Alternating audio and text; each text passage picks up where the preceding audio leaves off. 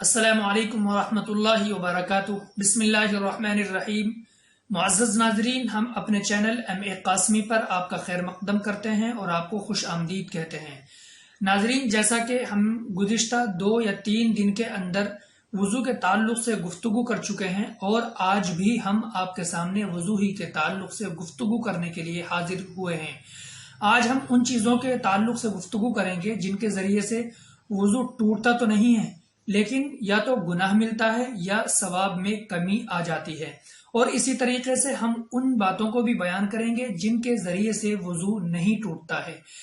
یاد رہے ناظرین، اس سے پہلے جو ہم نے گفتگو کی ہے وضو کے تعلق سے، اس میں ہم نے بیان کیا ہے کہ وضو کے معنی کیا ہیں، شرعی معنی اور لفظی معنی، اور اسی طریقے سے ہم نے وضو کی فضیلت بیان کی ہے کہ قرآن اور حدیث کے اندر وضو کی کیا فضیلت ہے، اور وضو کا سنت طریقہ بھی ہم نے بیان کیا ہے، اور وضو کے فرائض اور وضو کی سنتیں بھی بیان کی ہیں، اور وضو کے آداب بھی بیان کیے ہیں، اور یہ بھی بیان کیا ہے کہ وضو کن چیزوں سے ٹوٹ جاتا ہے۔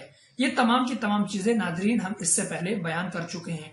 اگر آپ ان تمام چیزوں کو جاننا چاہتے ہیں، ان تمام باتوں سے واقف ہونا چاہتے ہیں، تو ہم ان تمام کا لنک ڈسکرپشن میں دے دیں گے۔ آپ تمام کے تمام باتوں کو سن کر کے اپنے علم میں اضافہ کر سکتے ہیں۔ ناظرین، اس وقت جو ہماری گفتگو ہے اس کا تعلق ان باتوں سے ہے جن سے وضو مکروہ ہوتا ہے، اور اس کے بعد ہم گفتگو کریں گے ان باتوں کے تعلق سے جن سے وضو نہیں ٹوٹتا ہے۔ ناظرین، وضو کے جو مکروہات ہیں ان کا مطلب یہ ہے کہ ان سے وضو تو نہیں ٹوٹتا ہے، لیکن یا تو گناہ ملتا ہے یا ثواب میں کمی آ جاتی ہے۔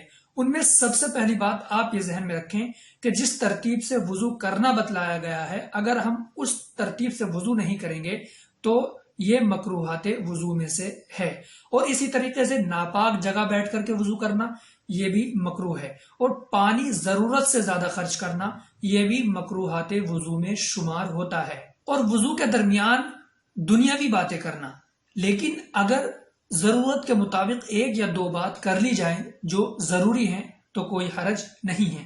اگر بغیر وجہ کے ہم دنیاوی باتیں وضو کرتے ہوئے کریں گے تو یہ مکروہ ہے، جس سے یا تو وضو کے ثواب میں کمی آ سکتی ہے یا ہمیں گناہ مل سکتا ہے۔ اور اس بات کا بھی خیال رکھیں کہ منہ یا اسی طریقے سے ہاتھ پاؤں پر زور سے چھینٹا مارنا یا چھپکا مارنا یہ بھی مکروہات وضو میں سے ہے، اور اس تعلق سے یہ بھی یاد رکھیں کہ جب ہم وضو کرتے ہیں تو منہ سے پھر پھر کی جو آواز نکالنے لگتے ہیں، اس سے بھی ہمیں بچنا چاہیے، یہ بھی مکروہات وضو میں سے ہے۔ ناظرین، اگر ہم 3 بار سے زیادہ کسی عضو کو دھوتے ہیں یہ بھی مکروہ ہے۔ یہ بھی یاد رکھیں کہ ایک عضو کو دھو کر اس کو پونچھتے رہنا، صاف کرتے رہنا یہ بھی مکروہ ہے، لیکن اگر کسی مجبوری کی وجہ سے کیا جا رہا ہے تو کوئی حرج نہیں ہے۔ اور اسی طریقے سے دائیں ہاتھ سے ناک صاف کرنا، اور بائیں طرف سے یا تو پاؤں کو یا ہاتھ کو دھونا بھی مکروہ ہے۔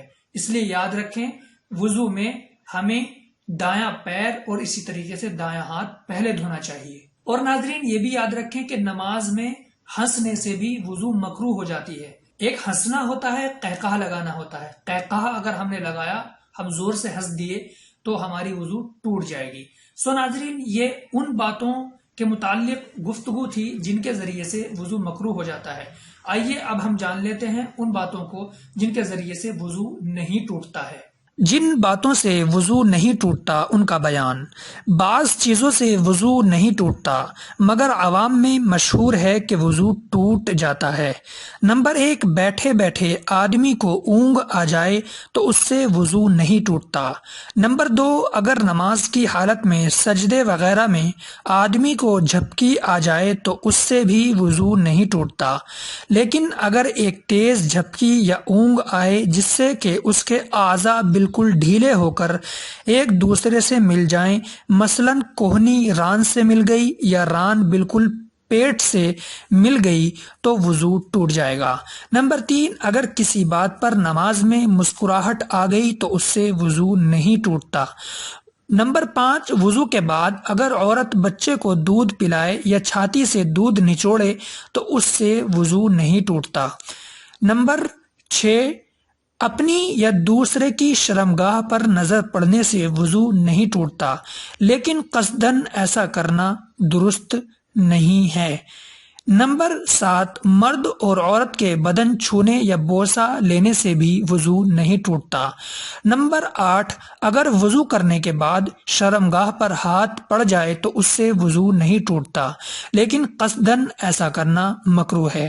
نمبر 9، اگر وضو کے بعد ناخن کٹائے یا پیر وغیرہ کی کھال کاٹ دی یا نوچ ڈالی تو اس سے وضو نہیں ٹوٹتا۔